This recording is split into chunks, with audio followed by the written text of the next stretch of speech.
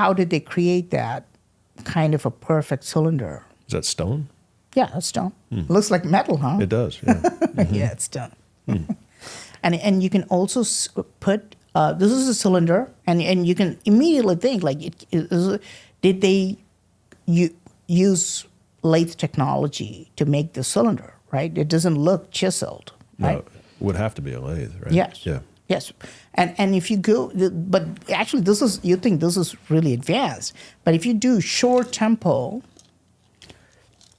if you put Mahabalipuram and short tempo lingam, you'll find lingams that have 16 facets. Okay. Again, 1,000, and if you do short, Mahabalipuram. Yeah, there you go. Is the traditional explanation for how some of these cylinders were made, is it just chisels? Yep. Really? Yep. Oh, that's a miss, dude. That's about the most obvious thing in the world. Come on. Yes. Come on. Yes. Dude, no. I mean, That's so what I'm saying. those are flattened on each side, but that would have had to have been turned first, almost certainly. But certainly the round ones, the perfectly round ones, are has to be a lathe. Have we measured these to see how symmetric they are, how round they are? We haven't. We're not allowed to. Okay. This is part of, click on that, yeah. If you can get a zoomed in version of that, then you can appreciate how hard that must have been to build, okay? It's probably, This has got, like, if you go to the base of it, you get 16 faceted lingam, okay? And I've measured the angle between the facets, and it's perfect, man. You know, how you take a cylinder, making a cylinder is hard, but if you take a cylinder and if you make that into 16 faceted lingam, and each angle is perfect, that's crazy. You need, like, that's me. Oh, yeah, cool. Yeah, you need, that's a long time ago, huh? That's huge, man. Yeah, that's broken, by the way. Yeah. So the original was taller than me. Wow.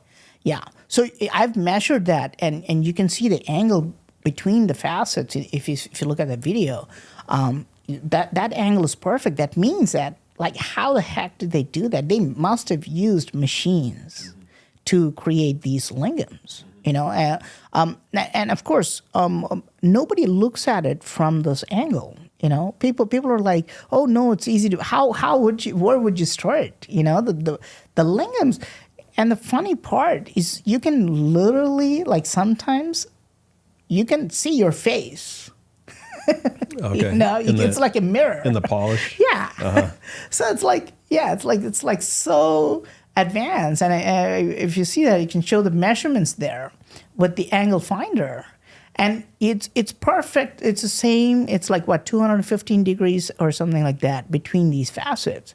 And this is, how old do you think this is, Matt? I mean, they're saying it's 800 years, but 1,300 years old. Okay. By mainstream account. Okay. Like, historians are saying this is 1,300 years old. Okay, so you can see, and they've broken it. You can see how people were trying to, chip on it, and you can still see that that's insane. Right. For 1,300 years old, right?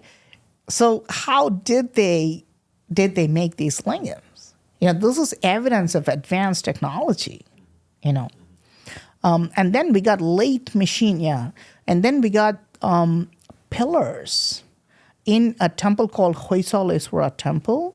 Immediately, you will notice, oh, wow. well, that's the simplest pillar, but even that pillar, and if you, I mean, that's turned, right? That's turned on some massive lathe. Right. Yes. Yeah.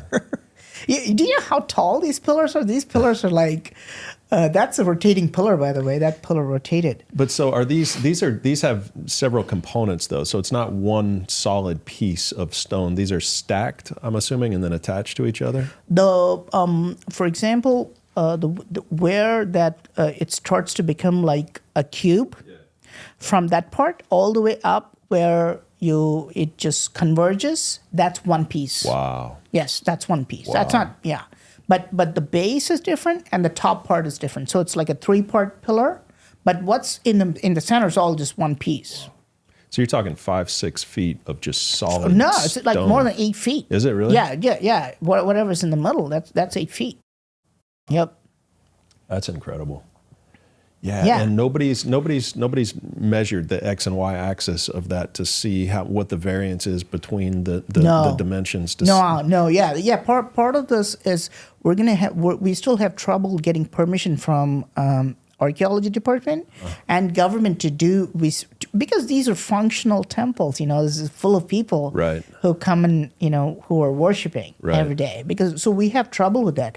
But even the most I was researching this in 2017, I think, and the videos went viral about the Hoysala temple. But even the simplest pillar, the one which didn't have a lot of, the gears and stuff, even the simplest one, it actually has turn marks. It has the ribs.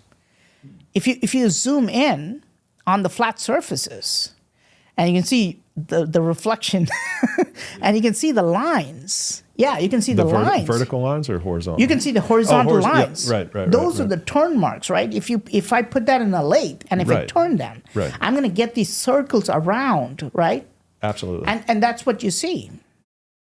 Right? Now, the lathe existed in ancient Egypt. I mean, a very primitive lathe in like 3,300 years ago or so, right? Really? So, yeah. In ancient Egypt? In ancient Egypt. They had it's depicted on a scene on a wall of, but it's very primitive. It's nothing that could turn anything like this to this extent. What kind of a lathe are we talking about? Are we talking about like a potter's wheel? No. Potter's wheel goes back to 3,000 or 2,700 BC-ish, I think, 2,800 BC-ish. So you're talking 4,700 years. But a primitive lathe that you could operate with your hands to turn a device, whether it's a soft stone, an alabaster, or whatever. There's scenes on walls. There's glyphs of the Egyptians using very primitive, but nothing like that, obviously. Yes. Yeah, nothing that sophisticated.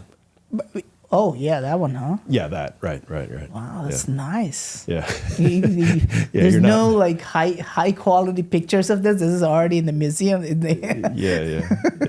Yeah, so that's a bow drill in the middle that they're using. Next one down there. So they could hollow out the rocks with a bow drill, and then. So we got giants holding a lathe pillar. Right. Exactly. I can hear him laughing.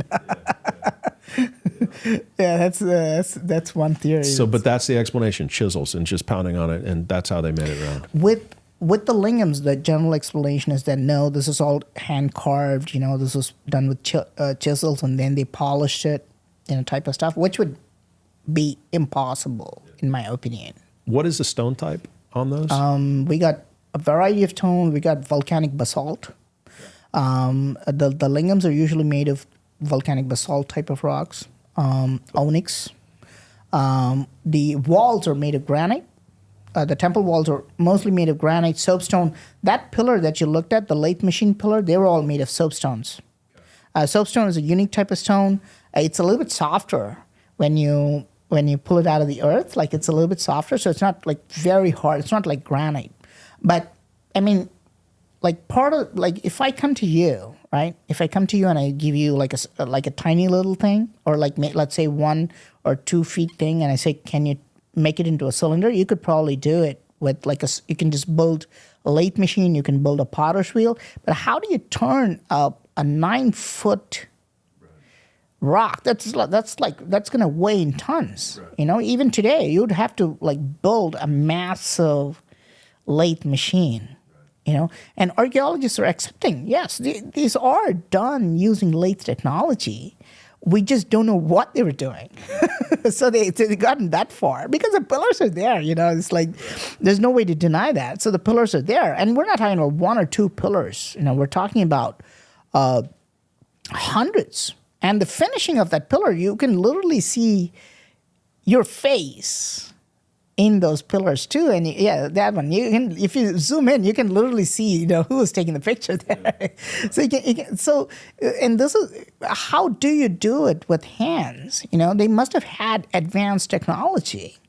A bunch of pillars. There are places where you'll find hundreds of lathe turned pillars just laying down. Yeah, it's almost like they had a factory that made all these pillars, and they just go and get those pillars and put them in the temples. They had like a megalithic factory. This is what I'd like to think about. Yeah. Can we look that up? Is it? Yeah, you can say Chennakeshava temple. You can see, yeah. Oh, wow.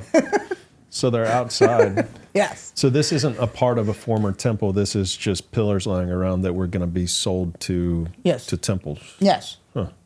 This is one. There's more actually. It's just a little bit. You can see that in the background. That's a temple there.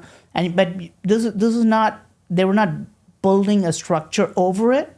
But you can see all these pillars, a variety of them, and you can see how these are male parts and how those are female parts. If you look on top of one of them, you'll see like a slot there, and all sorts of stuff. So you can't. Yeah, there you go.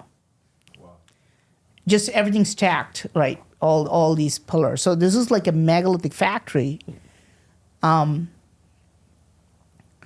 Just outside the temple, I think. And you can see the chiseled ones on the right. You can clearly tell some are chiseled. Right. And you can see that the others are lathe turned. Right. So they must have had okay, so we're going to create like hundreds and hundreds of these lathe turned pillars. They must have used some kind of megalithic lathe factory.